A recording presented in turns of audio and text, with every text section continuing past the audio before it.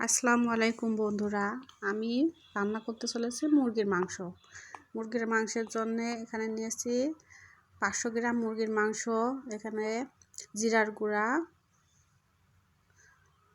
তারপর রসুন আদা বাটা, লবণ, ঝালের গুঁড়া, হলুদের গুঁড়া, আর এখানে একটা পেঁয়াজ কুচি, 2টা তেজপাতা। মুরগির মাংসটা আমি ভালোভাবে মাখিয়ে নেব। এর জন্যে আদা রসুন বাটাটা পুরোটাই দিয়ে দেব মাংসের উপর।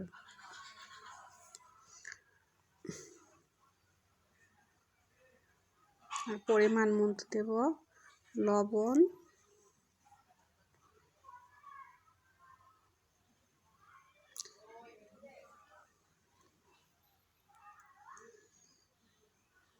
তারপর দেব ঝালের গুঁড়া, হলুদের গুঁড়া,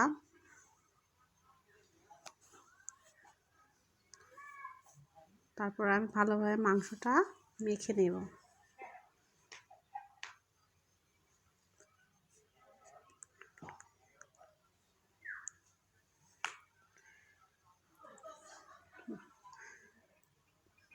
হাত দিয়ে ভালোভাবে মাংসটা আমি মেখে নেব।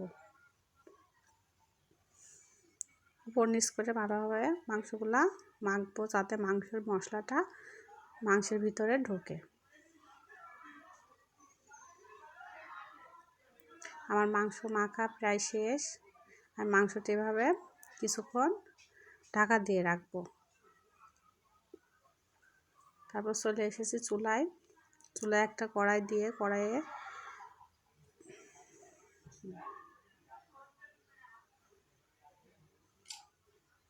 পরিমাণ মতো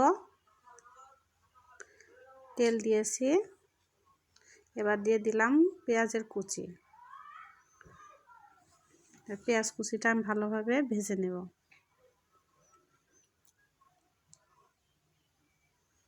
আস্তে আস্তে নাড়বো যতক্ষণ না পেঁয়াজটা বাদামি কালার হয়।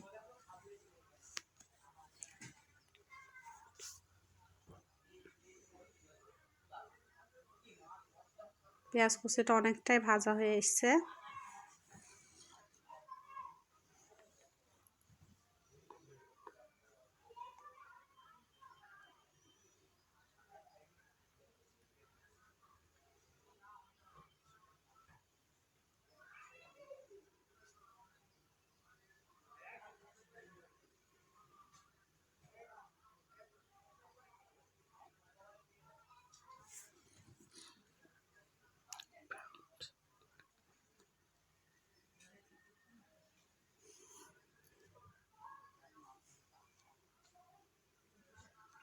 পেঁয়াজ কুচি অনেকটাই ভাজা হয়ে গিয়েছে।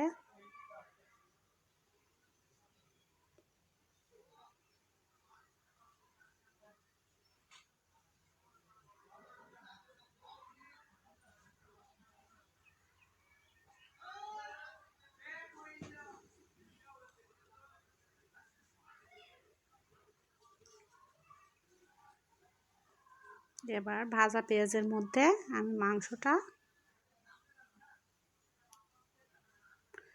আস্তে করে ঢেলে দেব।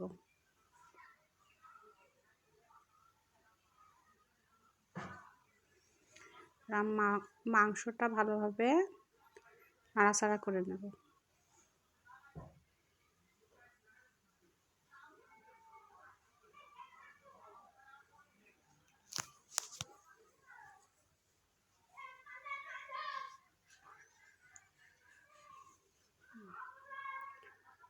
দেখেন বন্ধুরা, রান্নাটা মাংসটার থেকে তেল ছাড়তে শুরু করেছে।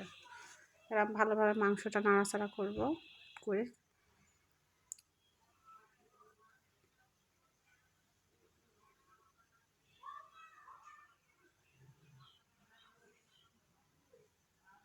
এর মধ্যে 2টা তেজপাতা আর 4টা লাল ঝাল দিয়ে দেব।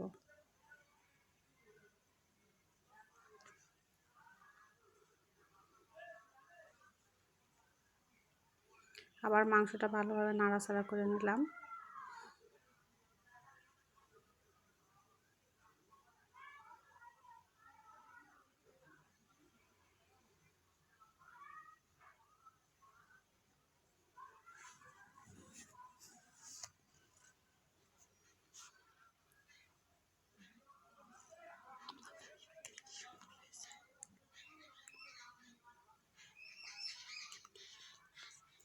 দেখেন বন্ধুরা, মাংসের কালারটা চেঞ্জ হয়ে আসছে।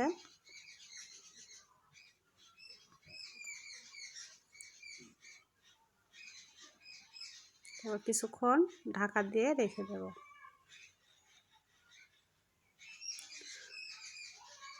আবার একটু নাড়াচাড়া করে নেব।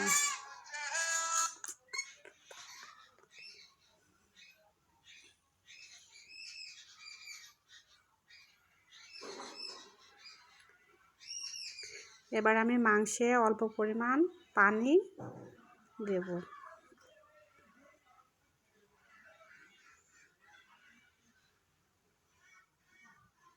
দিয়ে ভালোভাবে নাড়াচাড়া করে নেব।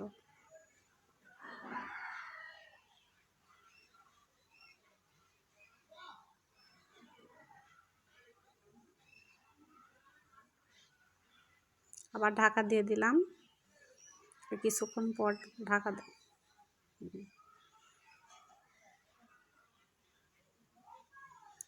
এবার আমি ভেজে রাখা জিরার গুঁড়া উপর থেকে ছিটিয়ে দিলাম।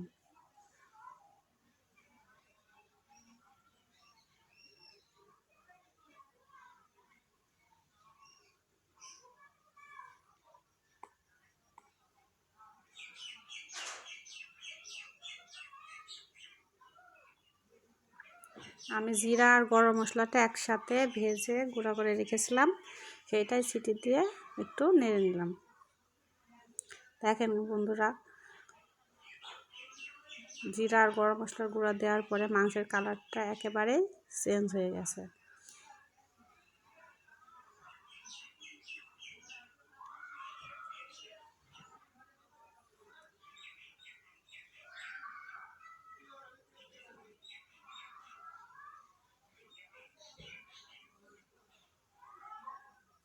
এবার দুইটা আলু টুকরো করে ভেজে রেখে দিয়েছিলাম, সেইটা এবার মাংসের মধ্যে দিয়ে দেব।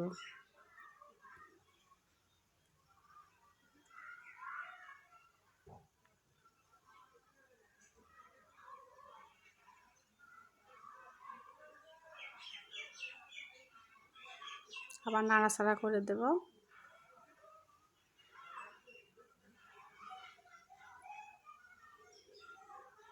নাড়াচাড়া করে আমি ভালোভাবে নাড়াচাড়া করে দিয়ে একটু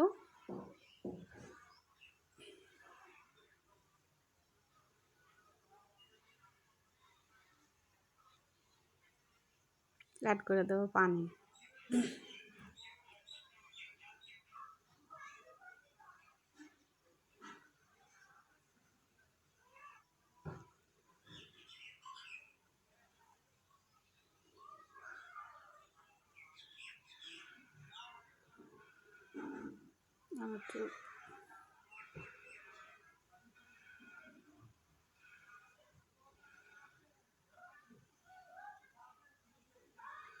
আমার মাংস ঝোল দেওয়া হয়ে গিয়েছে। আমি এবার মাংসটা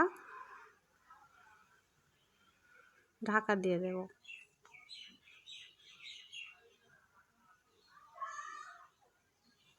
কিছুক্ষণ পর আবার ফিরে আসলাম। দেখুন আপনারা,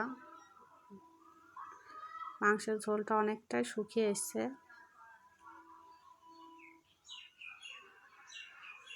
আমার প্রায় মাংস রান্না শেষ।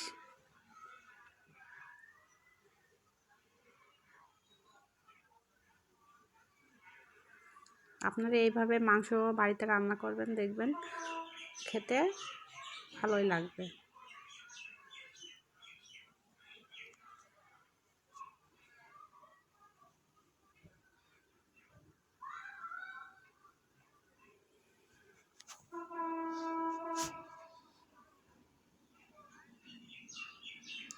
আবার জিরা ও গরম মশলার গুঁড়োটা উপর থেকে ছড়িয়ে দিলাম মাংসের উপর।